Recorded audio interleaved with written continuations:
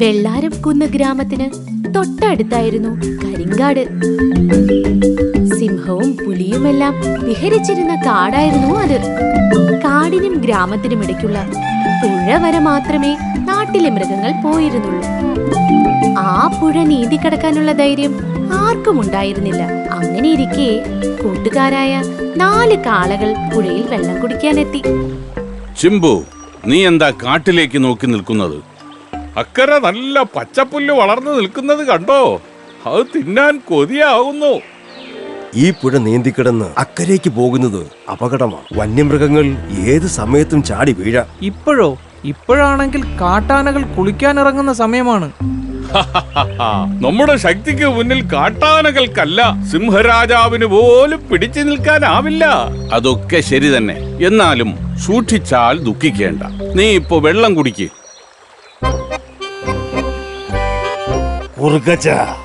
ആ പോകുന്ന കാളകളെ കണ്ടോ? നല്ല തടിച്ചു കൊഴുത്ത കാളകൾ. ഓരോന്നിനെയായി അങ്ങ് പിടിച്ചു തിന്നണം. അതെ സിംഹരാജാവേ, പക്ഷെ അതിന് യവന്മാർ ഇക്കരയ്ക്ക് വരുന്നില്ലല്ലോ. അതെ അതെ.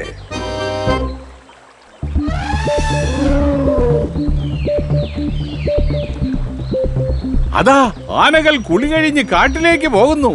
ഇനി കുഴപ്പമില്ല. വാ, നമുക്ക് പുഴ നീന്തിക്കടന്ന് പച്ചപ്പുല്ല് തിന്നാം. ആ ശരി, പക്ഷേ നല്ലപോലെ സൂക്ഷിക്കണം. 2 പേർ പുല്ല് തിന്നുമ്പോ മറ്റു 2 പേർ കാട്ടുമൃഗങ്ങൾ വരുന്നുണ്ടോ എന്ന് നോക്കി നിൽക്കണം. ഓക്കേ, അപ്പോ റെഡി? 1 2 3. പുഴ നീന്തിക്കടന്ന് കാളകൾ അക്കരെ എത്തി. നല്ല പച്ചപ്പുല്ല് വളർന്നു നിൽക്കുന്നത് കണ്ട് ചിമ്പു ആർത്തിയോടെ അങ്ങോട്ടോടി.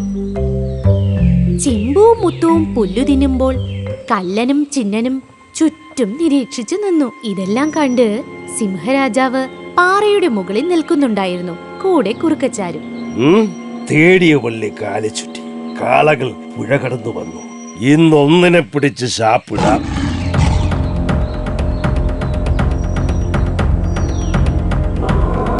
അയ്യോ, അതാ സിംഹം വരുന്നു. നമുക്ക് ഓടി രക്ഷപ്പെടാൻ ഇനി സമയമില്ല. എല്ലാവരും റെഡിയായി നിൽക്കാം. നമ്മൾ ഒറ്റക്കെട്ടായി നിന്നാൽ അവൻ ഇവിടുന്ന് തുരത്താം. അതെ, അല്ലെങ്കിൽ നമ്മളിൽ ഒരാളെ അവൻ പിടിച്ച് തിന്നും.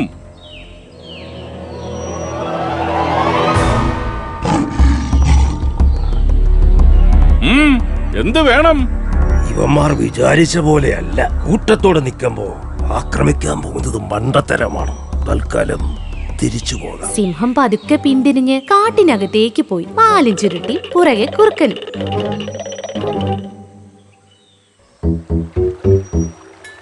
എന്നാലും രാജാവേ, വല്ലാത്ത നാണക്കേടായിപ്പോയി.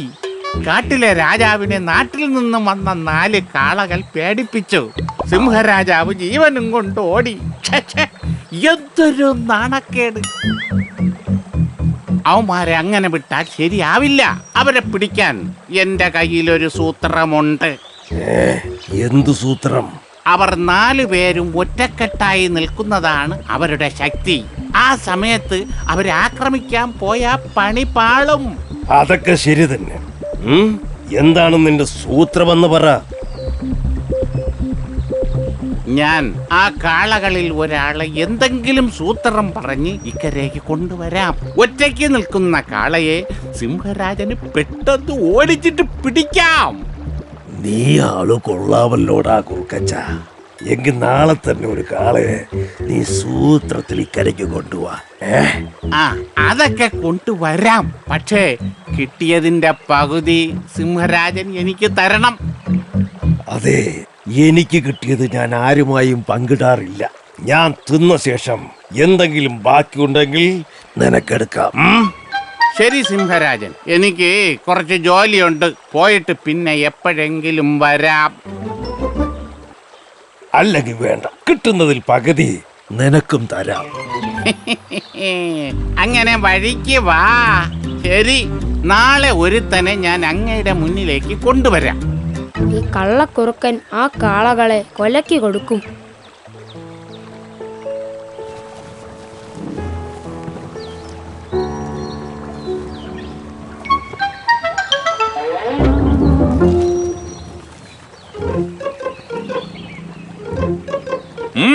എന്ത് വേണം? എനിക്കൊന്നും വേണ്ട, പക്ഷേ നിനക്കെന്ത് വേണമെന്ന് എനിക്കറിയാം. ഈ പുഴയുടെ അക്കരെ നിൽക്കുന്ന പച്ചപ്പുല്ലിലാണ് നിന്റെ കണ്ണെന്ന് എനിക്കറിയാം. പക്ഷേ സിംഹരാജാവ് നിങ്ങളെ ആ പുല്ല് തിന്നാൻ സമ്മതിക്കില്ല. നിനക്ക് ആ പുല്ല് തിന്നണമെങ്കിൽ ഞാൻ സഹായിക്കാം. ഇവനെ വീഴ്ത്താൻ എളുപ്പമാണ്. ഞാൻ പറയുന്നത് രഹസ്യമായിരിക്കണം. നിങ്ങൾ എല്ലാവരും ഒരുമിച്ച് വന്നാൽ എനിക്ക് സഹായിക്കാൻ പറ്റില്ല. അതുകൊണ്ട് നീ തനിയേ വരണം. വരാം, പക്ഷേ സിംഹരാജൻ എന്നെ കണ്ടാലോ? അതല്ലേ ഞാൻ സഹായിക്കാമെന്ന് പറഞ്ഞത്. ഇപ്പോ സിംഹരാജൻ ഉറങ്ങുന്ന സമയമാണ്. ഈ സമയത്ത് വന്നാൽ നിനക്ക് പുല്ല് തിന്നാം. അതിനിടയിലെങ്ങാനും സിംഹരാജൻ ഉണർന്നാൽ ഞാൻ ഉറക്കെ ഓരിയിടും. അപ്പോ നീ പുഴയിലേക്ക് ചാടി നീന്തി അങ്ങ് രക്ഷപ്പെടണം.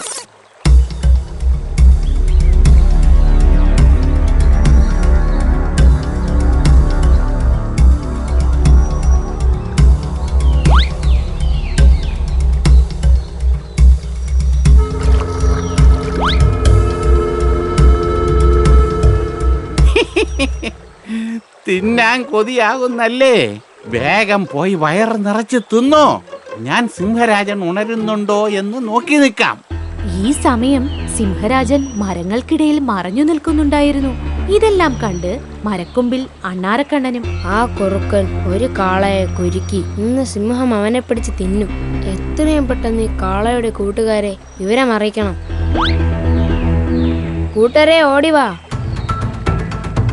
നിങ്ങളുടെ കൂട്ടുകാരൻ ആ സിംഹത്തിന്റെ മുന്നിൽ പെട്ടു. ആ കള്ളക്കുറുക്കൻ അവനെ ചതിച്ചു. അപ്പൊ ചിമ്പു നമ്മുടെ കൂടെ വന്നില്ലേ? വേഗം വാ, നമുക്കവനെ രക്ഷിക്കാം.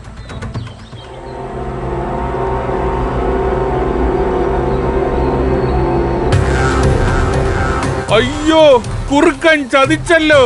ഇനി എങ്ങനെ രക്ഷപ്പെടും?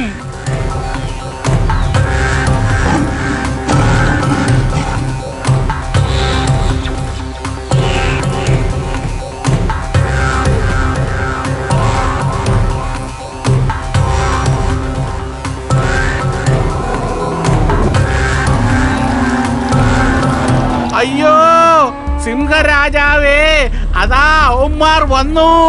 ഇനി രക്ഷയില്ല, ഓടിക്കോ.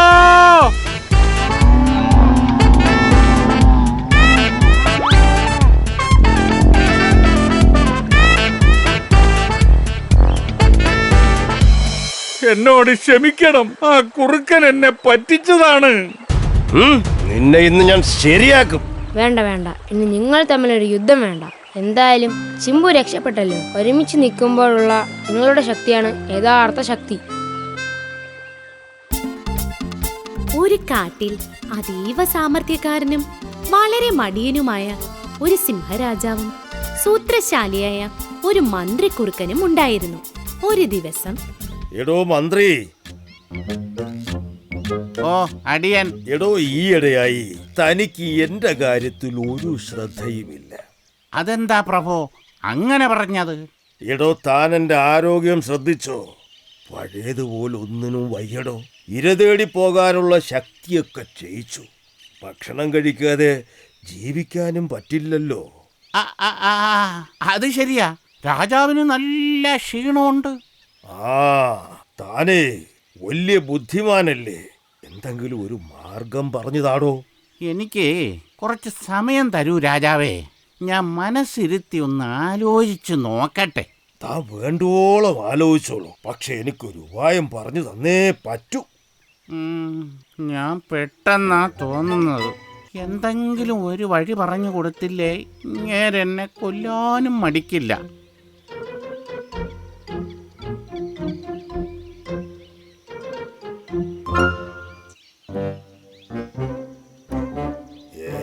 ഇത് വല്ലതും നടക്കുവോടോ? എന്തുകൊണ്ട് നടക്കില്ല? അങ്ങീ കാട്ടിലെ രാജാവാണ്. പ്രജകളുടെ ക്ഷേമത്തിനായി ഇതുവരെയും പ്രവർത്തിച്ചു. ഇപ്പോ അങ്ങയുടെ ആരോഗ്യം കുറഞ്ഞു. ഈ അവസരത്തിൽ അങ്ങയെ സഹായിക്കേണ്ടത് ആരാ? അങ്ങയുടെ പ്രജകൾ. അതുകൊണ്ട് എത്രയും പെട്ടെന്ന് ഒരു യോഗം വിളിച്ചു കൂട്ടുക. അങ്ങനെ രാജാവ് മന്ത്രിയുടെ നിർദ്ദേശപ്രകാരം കാട്ടിലെ മൃഗങ്ങളുടെ ഒരു യോഗം വിളിച്ചു കൂട്ടി.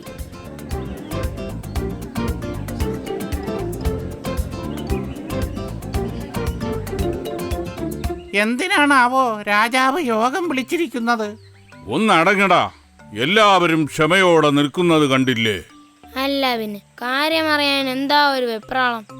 ശിഷ്, എല്ലാവരും ഒന്ന് ചുമ്മാതിരിക്കേ. എല്ലാവരും സുഖമായിരിക്കുന്നു എന്ന് കരുതുന്നു. നിങ്ങളുടെ നന്മയ്ക്കായി ഇന്ന് വരെ വേണ്ടതെല്ലാം ഞാൻ ചെയ്തു തന്നിട്ടുണ്ട്. എന്താ ശരിയല്ലേ? എന്താ സംശയം പ്രഭോ? അങ്ങയുടെ ഭരണത്തിൽ ഞങ്ങൾ വളരെ തൃപ്തരാണ്. എന്നാൽ ഇനി മുതൽ അതിന് കഴിയുമെന്ന് തോന്നുന്നില്ല. വേറൊന്നും കൊണ്ടല്ല, എനിക്ക് തീരെ വയ്യ. ഈ ഒരു അവസ്ഥയിൽ എന്നെ സംരക്ഷിക്കേണ്ടത് നിങ്ങളല്ലേ? പ്രഭു, അതിലെന്താ ഇത്ര സംശയം? അതെ അതെ പ്രഭു, അതെ. ശരിയാണ്. ഹാവൂ, എനിക്ക് സമാധാനമായി. ഇനി മന്ത്രി പറയുന്നത് നിങ്ങൾ ശ്രദ്ധയോടെ കേൾക്കണം കേട്ടോ.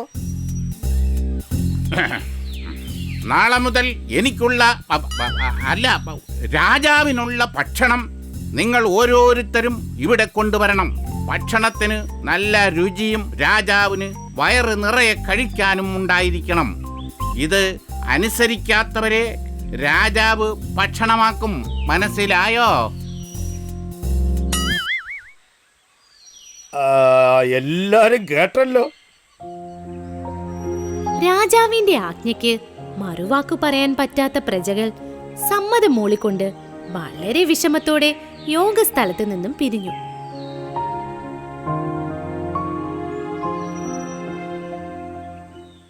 ഭേഷ് ഭേഷ് മന്ത്രി, ഇനി മുതൽ വളരെ സ്വാദിഷ്ടവും മണവുമുള്ള ഒരുപാട് ഭക്ഷണം എന്റെ മുന്നിലെത്തും. ഇതിനല്ലേ ഞാൻ മന്ത്രിയായി അങ്ങയുടെ കൂടെ കൂടിയിരിക്കുന്നത്. പിന്നെ ചെറിയ ഒരു സഹായം ഇങ്ങോട്ട് കിട്ടിയാലും കൊള്ളാമായിരുന്നു. പറഞ്ഞോളൂ. അങ്ങ് വയറ് നിറയെ ഭക്ഷിച്ച ശേഷം എന്തേലും മിച്ചം വന്നാൽ അടിയനും തന്നാൽ നന്നായിരിക്കും. അത് പിന്നെ പറയാനുണ്ട്. തനിക്കും തരാം. എന്താ പോരെ?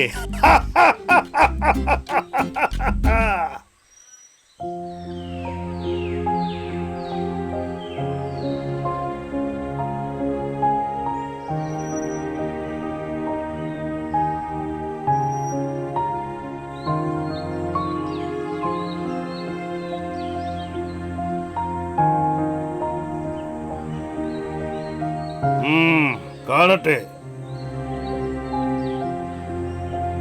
അടിയൻ ഒരു കാര്യം ചെയ്, ഞാനിത് കഴിച്ചു കഴിയുന്നത് വരെ നീ ഇവിടെ തന്നെ നിൽക്കണം. രുചിയും അളവും ഒക്കെ നോക്കട്ടെ. പിന്നെ ഏതെങ്കിലും ഒന്നും കുറവാണെങ്കിൽ പറഞ്ഞത് ഓർമ്മയുണ്ടല്ലോ. അടിയൻ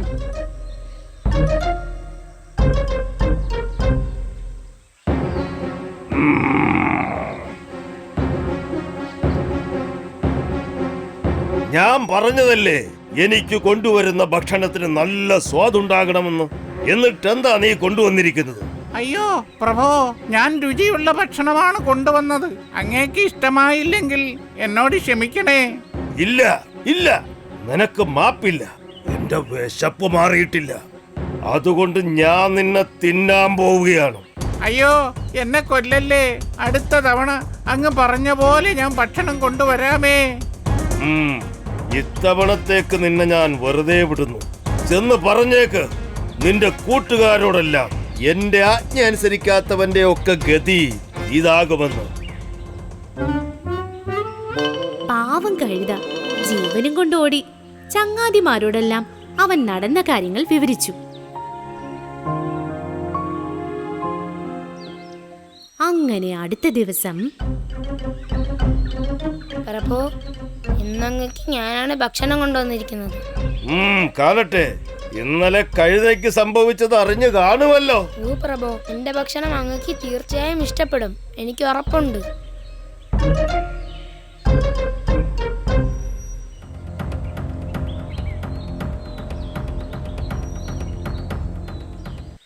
ഇതെന്താ നീ കൊണ്ടുവന്നിരിക്കുന്നത്? നിനക്കൊന്നും പറഞ്ഞാ മനസ്സിലാവില്ലേ? ഇത്രയും കുറച്ച് ഭക്ഷണവുമായി എന്റെ മുന്നിൽ വരാൻ നിനക്ക് എങ്ങനെ ധൈര്യം വന്നു? പ്രഭു ക്ഷമിക്കണേ, അറിയാതെ പറ്റിപ്പോയതാണേ. എന്നെ ഒന്നും ചെയ്യല്ലേ. അയ്യോ. മിണ്ടി പോകരുത്, നിന്നെ ഞാൻ വച്ചേക്കില്ലടാ.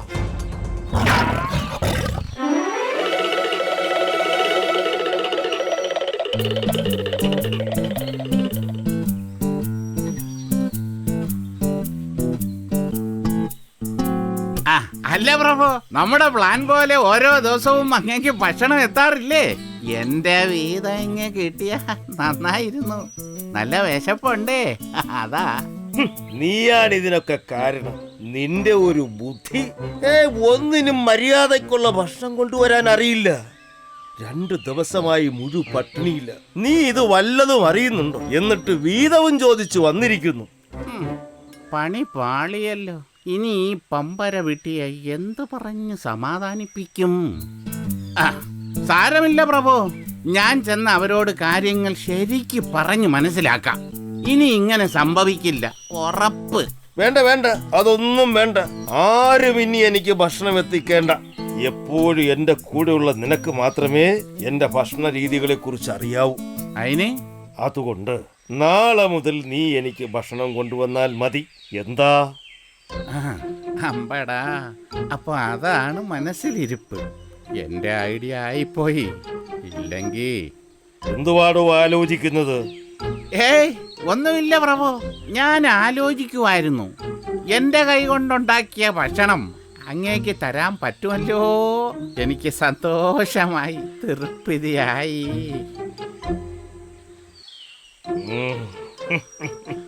മന്ത്രിയായാൽ ഇങ്ങനെ തന്നെ വേണം. തനിക്ക് വെച്ചിട്ടുണ്ടോ? ഞാൻ ആരാണെന്ന് കാണിച്ചു തരാം. പിറ്റേന്ന് വാക്ക് കൊടുത്തതുപോലെ രാജാവിനുള്ള ഭക്ഷണവുമായി കുറുക്കൻ സിംഹമടയിലെത്തി. പ്രഭു, അങ്ങേക്ക് വളരെ ഇഷ്ടമുള്ള ഭക്ഷണം ഞാൻ കൊണ്ടുവന്നിട്ടുണ്ട്. ചൂടാറും മുമ്പ് കഴിച്ചോളൂ.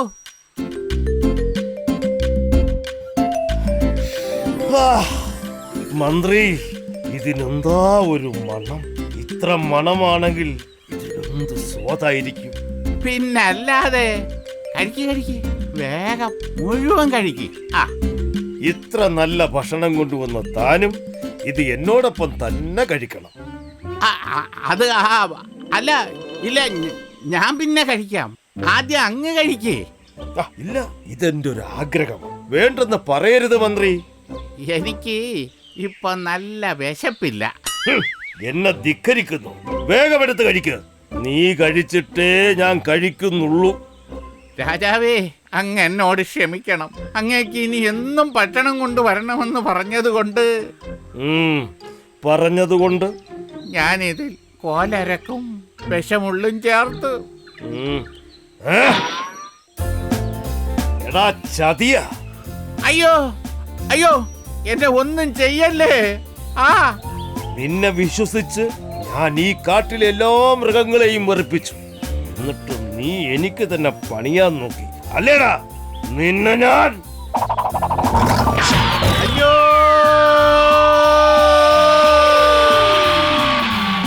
അങ്ങനെ അന്നു മുതൽ എല്ലാ മൃഗങ്ങളും സ്വൈരമായി ആരെയും ഭയക്കാതെ കാട്ടിൽ വസിച്ചു തുടങ്ങി. മഞ്ചാടിക്കാട്ടിൽ ഒരു വൃദ്ധനായ സിംഹരാജൻ ഉണ്ടായിരുന്നു. അലസനായ സിംഹരാജൻ തന്റെ ഗുഹയുടെ മുന്നിലെ ആൽമരത്തിനു ചുവട്ടിൽ വിശ്രമിക്കുന്ന നേരം അവിടേക്ക് അതാ വരുന്നു മന്ത്രിയായ പുലി. അല്ലയോ രാജൻ, അങ്ങയ്ക്ക് വേണ്ടി ഇന്ന് ഞാൻ ഈ കാട് മുഴുവൻ പരതിയിട്ടാണ് ഒരു മാനെ കിട്ടിയത്. എന്നിട്ട് എവിടെ മാൻ? കൊണ്ടുവരൂ, നമുക്ക് നന്നായി വിശക്കുന്നു. ഉത്തരവ് പോലെ രാജൻ. രാജാവേ, അങ്ങയുടെ ആരോഗ്യനില വളരെ മോശം അവസ്ഥയിലൂടെയാണ് പോകുന്നത്. അതേ മന്ത്രി, ഞാൻ അത് തന്നെയായിരുന്നു ഇന്ന് മൊത്തം ആലോചിച്ചത്. നാം വൃദ്ധനായി തുടങ്ങിയല്ലേ. എനിക്ക് യുവത്വം വേണം മന്ത്രി. ഏയ്, വിഷമിക്കേണ്ട രാജാവേ. അങ്ങയുടെ പ്രായത്തിന്റെ പ്രശ്നം പരിഹരിക്കാൻ പറ്റിയ ഒരു വൈദ്യൻ കാട്ടിൽ വന്നിട്ടുണ്ട്. അങ്ങയുടെ യുവത്വം തിരിച്ചു വരും. ഞാൻ വേണേൽ ആ വൈദ്യനെ കൂട്ടിക്കൊണ്ടുവരാം. ഓഹോ, അങ്ങനെയാണ്. എന്നാൽ ഉടനെ കൂട്ടിക്കൊണ്ടുവരൂ. നാം ഒന്ന് ഗർജിച്ചിട്ട് കാലങ്ങളാകുന്നു. ശരി, ഞാൻ ഉടൻ കൊണ്ടുവരാം രാജൻ. ഹോ, ഈ വൃദ്ധസിംഹത്തിനു വേണ്ടി പണിയെടുത്തു മടുത്തു. മാനിറച്ചിയെ കഴിക്കൂ. എങ്ങനെയെങ്കിലും ഈ കിഴവനെ യുവാവാക്കിയിട്ട് വേണം എനിക്കൊന്ന് വിശ്രമിക്കാൻ. അങ്ങനെ പുലി കുറുക്കൻ വൈദ്യന്റെ വൈദ്യശാല ലക്ഷ്യം വെച്ച് നടന്നു.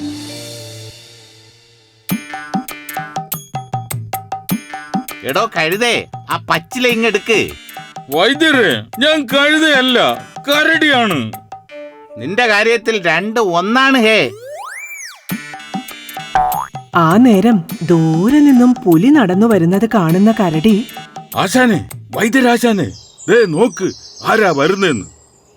നിന്റെ കാഴ്ചയും പോയോ? അത് നമ്മുടെ മന്ത്രി പുലിയല്ലേ? എന്താണ് രാജമന്ത്രിയായ അങ്ങ് ഇവിടെ? നമസ്കാരം കുറുക്കൻ വൈദ്യരെ. ഒന്നും പറയേണ്ട വൈദ്യരെ, ഞാനൊരു വലിയ പ്രശ്നത്തില. ഓഹോ, എന്താ കാര്യം? അങ്ങക്ക് അറിയാലോ സിംഹരാജൻ വൃദ്ധനാണെന്ന കാര്യം. അറിയാം. ആശാനെ, ഈ പച്ചില എന്ത് ചെയ്യണം? നീ മുഖത്തരച്ച് തേക്ക്. അല്ല പിന്നെ ഒന്നങ്ങോട്ട് മാറി നിക്ക് കഴുതേ. വൈദ്യരെ, ആ സിംഹത്തിന് ഭയങ്കര വാശിയ. മാനിറച്ചിയെ കഴിക്കൂ. ഞാനാണെങ്കിൽ മാനെ തേടി അലഞ്ഞു മടുത്തു. ഓ കഷ്ടം. അല്ല, ഞാൻ എന്തു വേണമെന്നാ പറയുന്നേ? അതെ വൈദ്യരെ, അങ്ങയുടെ കയ്യിൽ യുവത്വം നിലനിർത്താനുള്ള മരുന്നുണ്ടെന്നും പറഞ്ഞാ ഞാൻ ഇങ്ങോട്ട് വന്നത്. ഓഹോ, എന്നെ കൊലയ്ക്ക് കൊടുക്കാനുള്ള തന്ത്രം? അയ്യോ അല്ല, സിംഹരാജന്റെ കയ്യിൽ നിന്ന് എനിക്ക് രക്ഷപ്പെടണം. പണിയെടുത്ത് മടുത്തു. വൈദ്യൻ, എങ്ങനെയെങ്കിലും എന്നെ ഒന്ന് രക്ഷിക്കണം. പുലിയുടെ അവസ്ഥ മനസ്സിലാക്കിയ കുറുക്കൻ തനിക്ക് ഗുണമുള്ള ഒരു തന്ത്രം മെനഞ്ഞു. ശേഷം, നിങ്ങൾ ധൈര്യമായി പൊയ്ക്കോ. സിംഹരാജനെ എത്രയും വേഗം ഞാൻ യുവാവായി മാറ്റിത്തരാം. ഒരേ നന്ദിയുണ്ട് വൈദ്യരെ. ആശാനെ, ആശാനെ, കൊള്ളുന്ന ആശാനെ. ഓ, എന്റെ പൊന്നടാവേ, നീ ആ പച്ചിലെടുത്ത് മുഖത്തരച്ച് തേച്ചോ? ആശാനല്ലേ പറഞ്ഞത്. എന്തെങ്കിലും കാണിക്ക്. നീ വേഗം ഇറങ്ങ്, സിംഹരാജനെ കാണണം. പുലിയും സിംഹവും അക്ഷമരായി കുറുക്കൻ വൈദ്യനെ കാത്തിരിക്കുകയാണ്. മന്ത്രി, എവിടെ വൈദ്യൻ? അല്പം കൂടി ക്ഷമിക്കൂ രാജൻ, മരുന്നുമായി വേഗം വരാമെന്ന് പറഞ്ഞതാ.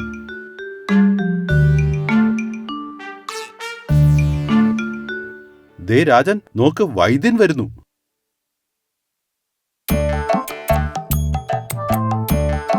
നമസ്കാരം രാജൻ. നമസ്കാരം, നമസ്കാരം. ആരാ ഈ ജന്തു? അയ്യോ രാജാവേ, ഇത് നമ്മുടെ ഒരു സഹായി, ഒരു കഴുതയാ. കരടി, കരടി. ആ, കരടി. ഭയാനകം തന്നെ. ഇച്ചിരി തേൻ കൊടുത്താ നന്നായി പണി ചെയ്യും. തീറ്റപ്രിയനാണെന്നേ ഉള്ളൂ. സഹായിയ. ആ, ശ്വാസം ഒന്ന് ആഞ്ഞു വലിച്ചേ. തട്ടോ മുട്ടോ, ഇടിവോ ചതവോ തൊഴിയോ, അങ്ങനെ എന്തെങ്കിലും കിട്ടിയിട്ടുണ്ടോ? ഇല്ല.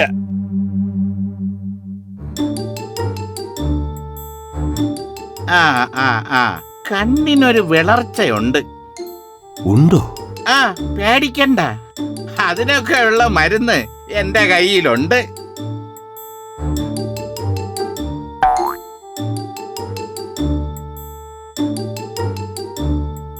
ഇത് ഗജമാംസ രസായനം. രാവിലെ, ഉച്ചയ്ക്ക്, വൈകിട്ട്. ഇത് കലമാൻ കുഴമ്പ്. ഇത് വൈകിട്ട്, ഉച്ചയ്ക്ക്, രാവിലെ. രാജൻ, അങ്ങ് കൃത്യമായി ഈ മരുന്ന് കഴിക്കണം.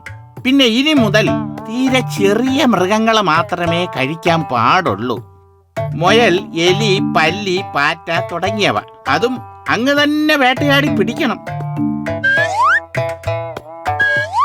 ഈ പറഞ്ഞതൊക്കെ കൃത്യമായി പാലിച്ചാൽ ഞാൻ ചെറുപ്പമാകുമോ വൈദ്യരെ? പിന്നെ ഉറപ്പല്ലേ? സിംഹത്തിന് കുറുക്കന്റെ വാക്കുകൾ കേട്ട് ഒരുപാട് സന്തോഷമായി. താൻ ചെറുപ്പമാകാൻ പോകുന്നുവെന്ന് വിശ്വസിച്ച സിംഹം കുറുക്കന് നിറയെ സമ്മാനങ്ങൾ നൽകി. പോകുന്നേരം കുറുക്കൻ പറഞ്ഞു, അല്ലയോ രാജൻ, അങ്ങ് ഒരു കാര്യം കൂടി ശ്രദ്ധിക്കണം. എന്തിനെ വേട്ടയാടിയാലും അതിന്റെ പകുതി മന്ദാരക്കുന്നിന്റെ ചെരുവിലെ ആൽമര ചുവട്ടിൽ വിശന്ന് വരുന്ന ഏതെങ്കിലും പാവപ്പെട്ട വയസ്സായ ഒരു മൃഗത്തിന് കൊടുക്കണം. അങ്ങനെ ആരെങ്കിലും അവിടെ കാണുമോ? പിന്നെ ഉറപ്പായും അവിടെ കാണും. പാതി ആ പാപത്തിന് കൊടുക്കണം, എന്നാലേ മരുന്ന് ഫലിക്കൂ. കുറുക്കൻ വൈദ്യന്റെ വാക്കുകൾ വിശ്വസിച്ച സിംഹരാജൻ തന്റെ തളർച്ച വകവെക്കാതെ ചെറുമൃഗങ്ങളെ വേട്ടയാടി തുടങ്ങി.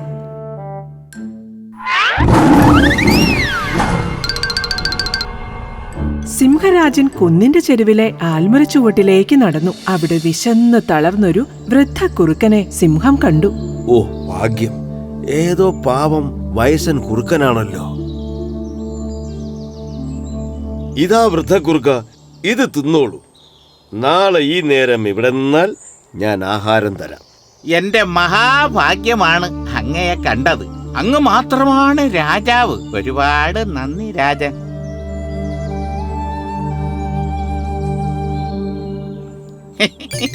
മണ്ടൻ രാജൻ, എന്നും ഇങ്ങനെ ആയ എന്റെ കാര്യം കുശാലി. അങ്ങനെ സിംഹം സന്തോഷത്തോടെ അവിടെ നിന്നും മടങ്ങി. അതൊരു പതിവായി തീർന്നു. എന്നും കുറുക്കൻ വൃദ്ധവേഷത്തിൽ സിംഹത്തെ പ്രതീക്ഷിച്ചു നിൽക്കും.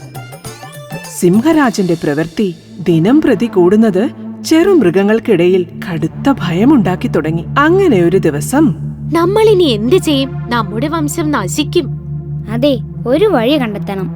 എന്ത് വഴി? കാട് വിട്ട് നാട്ടിലേക്ക് പോകണമെന്ന് വെച്ചാ മനുഷ്യർ പിടിക്കും. ഇവിടെ നിന്നാൽ ആ കിഴവൻ സിംഹം പിടിക്കും.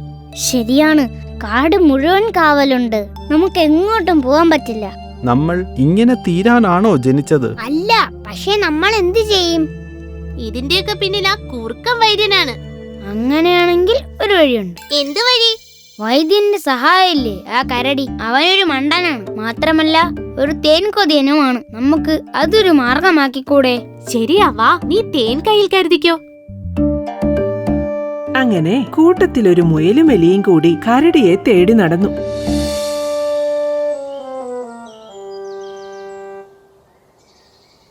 ഹലോ കരടി ചേട്ടാ. ആരാ? മനസ്സിലായില്ലല്ലോ. ഞങ്ങൾ അങ്ങേ കാണാൻ വന്നതാണ്. എന്റെയോ? എന്തിന്? അങ്ങീ കാട്ടിലെ താരമല്ലേ, അതുകൊണ്ട് ചെറിയൊരു സമ്മാനം തരാനായി വന്നതാ. സമ്മാനമോ? എന്ത് സമ്മാനം?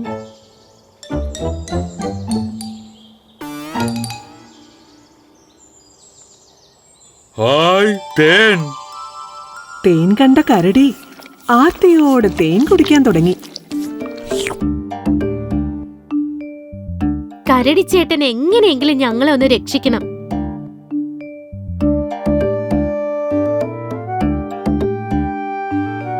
ഓഹോ, അപ്പോ അങ്ങനെയാണോ കാര്യങ്ങൾ?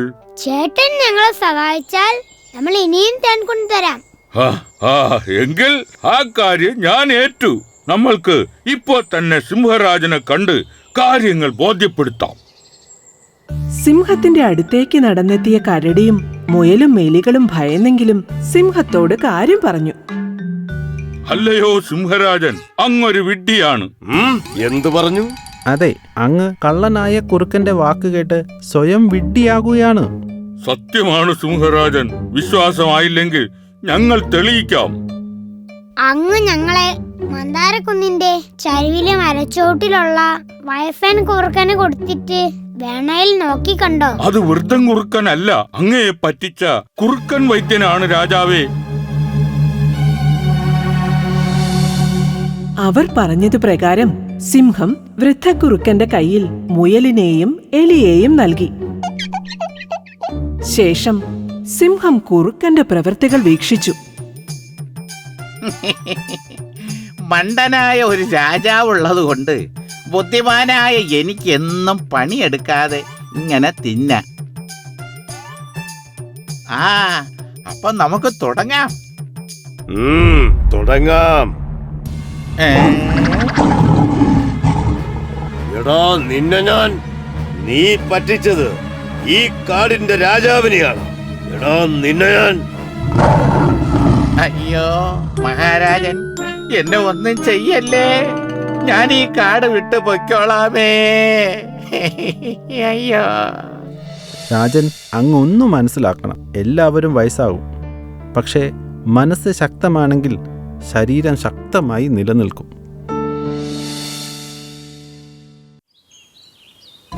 ഒരിക്കലൊരു കാട്ടിൽ വൃദ്ധനായ ഒരു സിംഹം ഇര തേടി നടക്കുകയായിരുന്നു. അതാ ഒരു മുയൽ. അവനെ പിടിച്ച നല്ലൊരു ശാപ്പാടായി.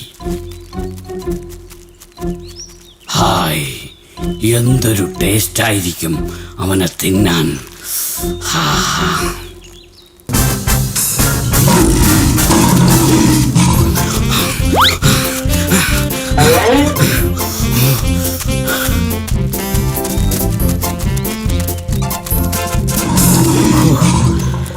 അവൻ രക്ഷപ്പെട്ടല്ലോ.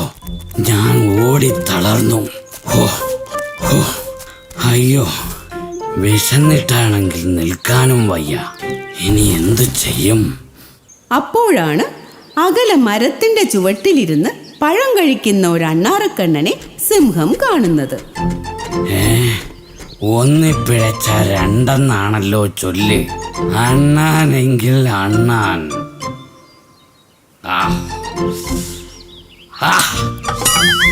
അയ്യോ, പല്ലു കഴിഞ്ഞ വായു വെച്ച് കടിച്ചപ്പോ എന്തൊരു വേദന. അണ്ണാൻ രക്ഷപ്പെടുന്നതിന് മുമ്പ് അവനെ അകത്താക്കണം. ഇതുപോലൊരു 10 അണ്ണാനെയെങ്കിലും കിട്ടിയിരുന്നെങ്കിൽ വിശപ്പ് മാറ്റാമായിരുന്നു.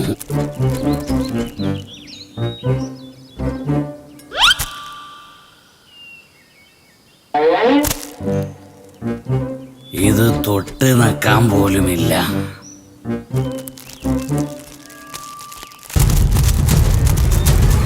അയ്യോ അയ്യോ, മുയലിറച്ചിയും പോയി, അണ്ണാനിറച്ചിയും പോയി, ആകെയുണ്ടായിരുന്ന പല്ലും പോയി.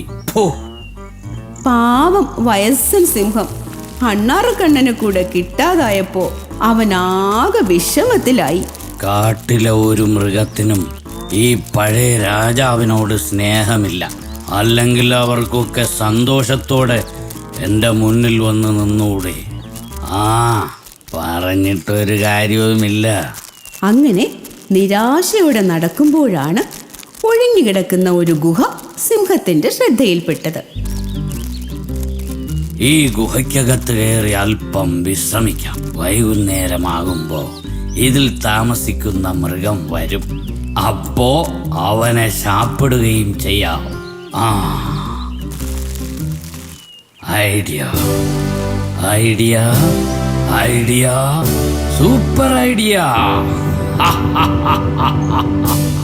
അധികം താമസിയാതെ തന്നെ നേരം ഇരുട്ടി തുടങ്ങി.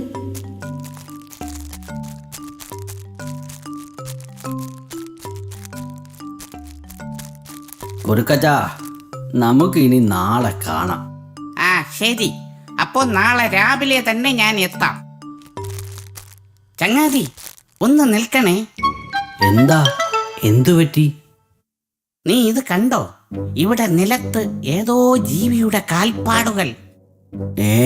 ശരിയാണല്ലോ. നിന്റെ ഗുഹയ്ക്കുള്ളിൽ ആരോ കയറിയിട്ടുണ്ട്. അത് പുറത്തേക്ക് പോയിട്ടില്ല, ഉറപ്പാണ്.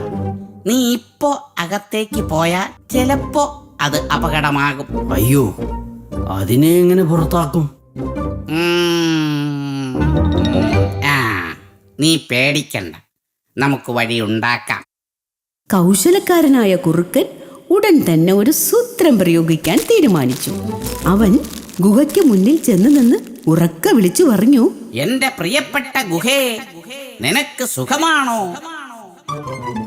എന്നാൽ ഗുഹയ്ക്കുള്ളിലിരുന്ന സിംഹത്തിന് ഇത് കേട്ട് സംശയമായി. ഈ കുറുക്കനെന്താ വട്ടുണ്ടോ? ഇവൻ എന്തിനാ ജീവനില്ലാത്ത ഗുഹയോട് സംസാരിക്കുന്നത്? എടാ ഗുഹേ, നീ ഒന്നും സംസാരിക്കാത്തത് എന്താണ്? ഇന്ന് രാവിലെയും നീ എന്നോട് സംസാരിച്ചതാണല്ലോ. കുറുക്കൻ പിന്നെയും ഗുഹയോട് സംസാരിക്കുകയാണല്ലോ. അപ്പോ ഇത് സംസാരിക്കുന്ന ഗുഹയായിരിക്കും. ഗുഹയ്ക്ക് പകരം ഞാൻ മറുപടി പറയാം.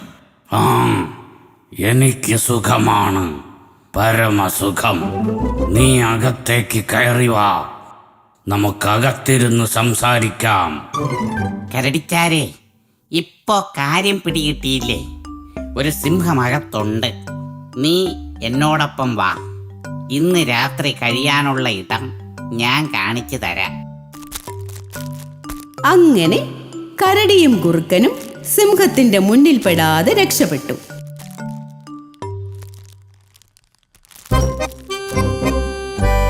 സിംഹത്തിന് ആരെയും തിന്നാൻ കിട്ടിയതുമില്ല.